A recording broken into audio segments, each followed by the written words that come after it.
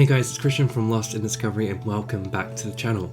About 3 weeks ago, Sanderson read a new Stormlight Archive chapter at New York Comic Con. Thank goodness for the incredible Stormlight fans who transcribed the whole thing, uploaded it online so us fans could dig our teeth into it and start the discussion on the next Stormlight book. Now, if you're not up to date on the Stormlight Archive, I encourage you to leave this video, read the series and join us on this hype train all the way up to 2024 in anticipation of the next Stormlight book. There are so many things in this chapter I'd like to talk about, some lore stuff, some world building stuff, some character analysis of Szeth. I'm just going to basically go through it chronologically and point out to you the things that I noticed and things that I noted down and things that I think are worthy of discussion. I won't go into full-on hard cosmere science massive knowledge mode. I just mainly want to discuss it with you guys and just start a conversation here and keep this Stormlight Archive community here on YouTube alive as we build up our hype for the next book.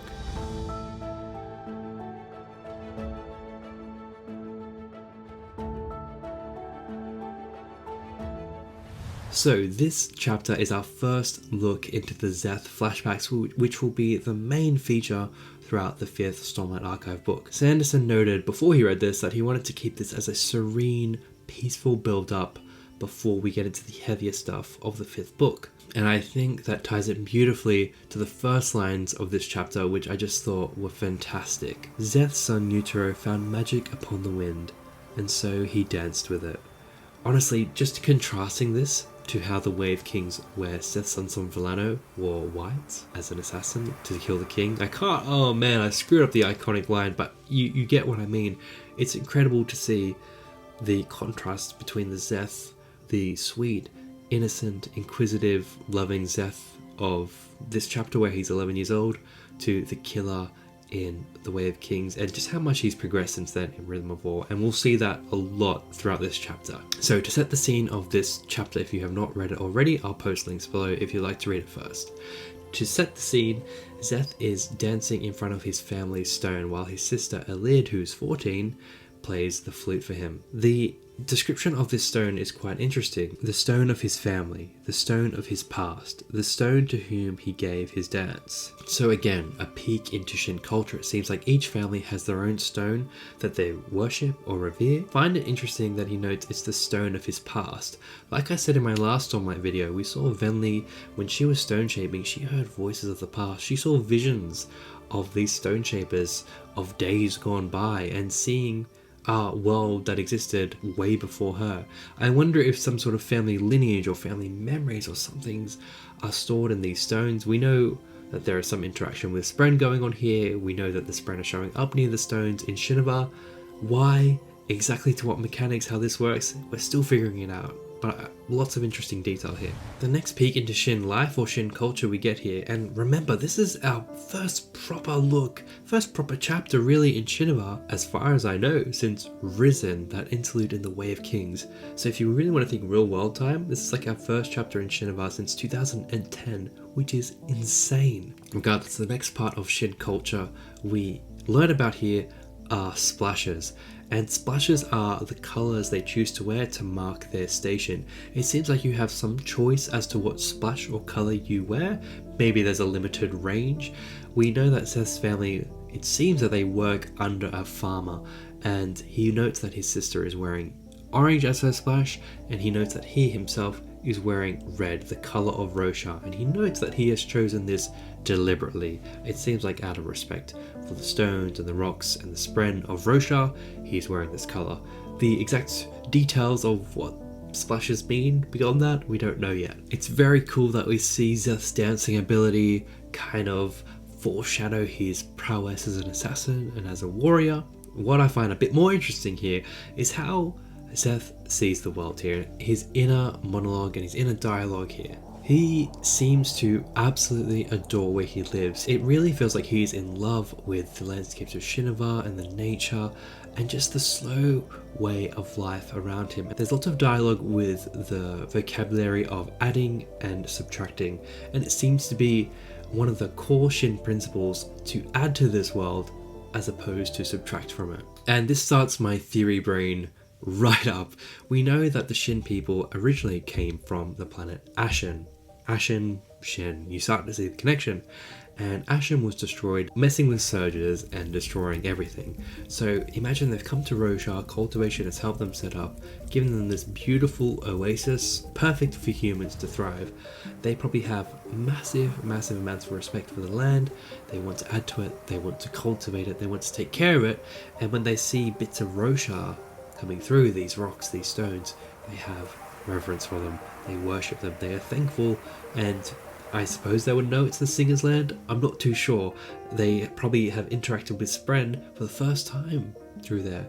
So we begin to theorize about the origins of their religion and the origins of the stone shamans and all of that, just through these small little moments in this chapter, which it's so great to talk about and so great to finally see. We start to get a sense of where he's placed in the world.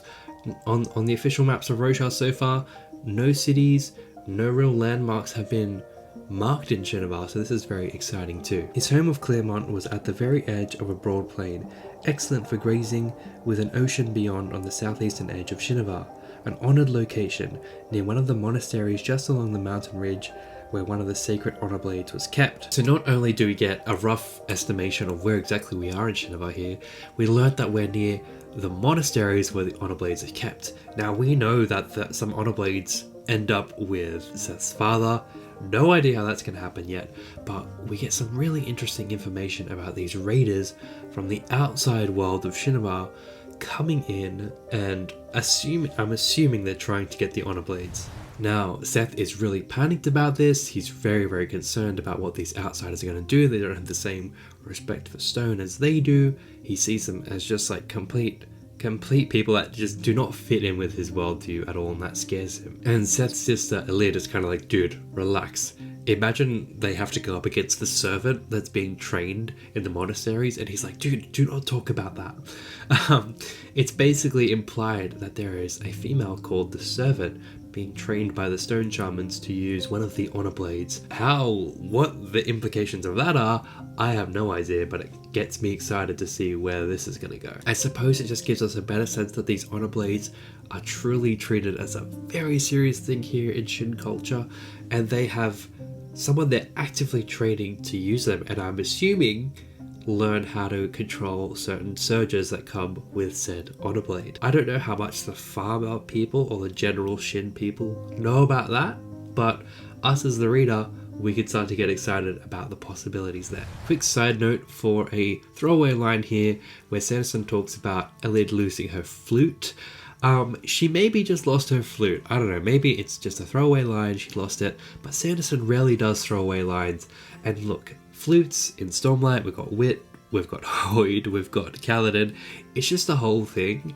I just want to throw it out there in case this becomes a big deal and Elid is like a world hopper or like knows Hoyd or something. Yeah, just flutes. Just keep your eyes peeled, guys. It could be something. From here, we get to the main tension of the chapter where Szeth finds a new stone in the area of his abode or family or wherever he's situated in Shinovar. This is a massive deal, guys. There is a new stone in Shinovar. This is like code red stuff. It seems to have come up just from the changes in the weather and the soil parting, whatever. There's a new stone in town. Hit the panic button, guys. Szeth goes into an absolute state and calls for his mother and father. We finally meet Naturo and his mother Zenit. I love this sequence here, getting into Szeth's mind, his absolute panic state about the rock here. Something new meant possible celebration, possible attention, possible change. He wanted things to remain calm, quiet days full of languid breezes and gathering sheep, nights spent beside the fireplace or candles, listening to mother tell stories. He didn't want excitement or some grand new thing. Too much of a chance it would upset what he had already loved. Very heartbreaking to read this, considering where Szeth ends up, because you just know all of this is going to happen to him. So much change, so much destruction, and he only wants to add to this world. And like he has said throughout the whole series, he is now just subtracting and taking the lives of people, or did do that for so long. Now this is where we get into some conflict as well with Szeth's family. It seems that they don't take these religious teachings or the strict rules of the religion as Szeth sees them, so hard iron as he does. They start to bend the rules a bit. His mum literally rocks up with a shovel like, oh yeah, I'll just move the stone over here, like no one's gonna know. Mum seems kind of cool. He also notes that his mum's splash is a green, which is like, whoa, that's pretty audacious for the station they're in. So it seems like the elders in Szeth's family aren't so tied to this religion of stone shamanism as he is, which is creating an interesting dynamic here, which I'm sure will be explored a lot. Sanderson does religion quite well. Regardless, we see that the choice is left up to Szeth. His parents put all this pressure on him and say, look, we can move the stone with the shovel, not technically touching it, and we won't have to get our house cornered off and become outcasts of society for the longest time. Or we, turn ourselves in and we're going to change our entire existence for this one little stone. And even though Szeth kind of wants to follow the hardcore rules of their beliefs, he says what he kind of is felt under pressure to say, which is just, all right, let's move it. So, I don't want to cause all this inconvenience to the family. And we see that his parents and his sister visibly sigh here of relief. Like they didn't want to deal with all that too. And he gets frustrated, like, if you just wanted to do that, why not do that? Why have you put all the pressure on me? And I understand Szeth's, frustration here and his annoyance at his family. And I really hope Sanderson continues to explore this dynamic throughout the flashbacks. It's interesting to see here how chill Szeth's dad is. He's like, oh yeah, the farmer might be mad, just might have to give him some cake and we'll be good. It seems like there's a lot of people not taking this religion of the Shin culture so seriously, and they kind of bend the rules quite a lot. And here we get a great look at how they interpret this whole situation. Don't give me that look, Szeth. We'll show devotion because we chose to, and so that kind of devotion is ours to make. I don't understand, he said. Don't the stone shamans tell us what to do? They tell us the teachings of the Spren, Mother said. She shouldered her shovel. But we choose how to interpret the teachings. What we're doing today is reverent enough for me, at least. I really love this paragraph because it shows us that, they're taking what the stone shamans are saying and picking the parts they want to use and taking it into their daily lives. From a lore perspective here, I mentioned this in my last Stormlight 5 video where I'm like, how much do we know? How much can we trust these stone shamans? What is their motivation? How are they communicating or understanding what the Spren are saying here? Are they just like completely making up whatever they want and saying they understand them?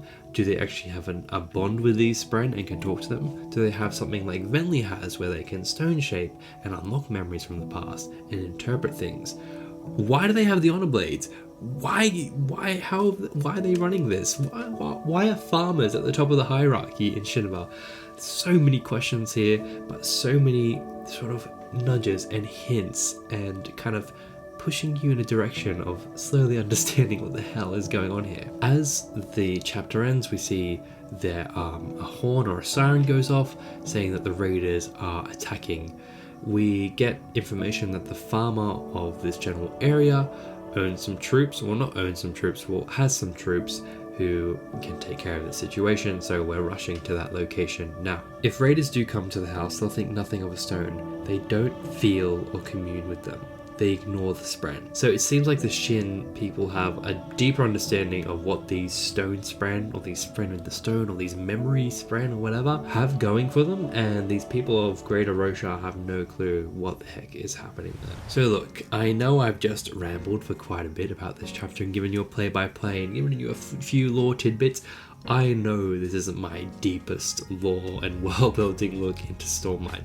I really just wanted to spark the conversation here because there are discussions of this going on online, but I just want more, and I just want to talk about these new chapters with you guys because, let's face it, don't have really anyone else to talk to them about. So thank you for being here.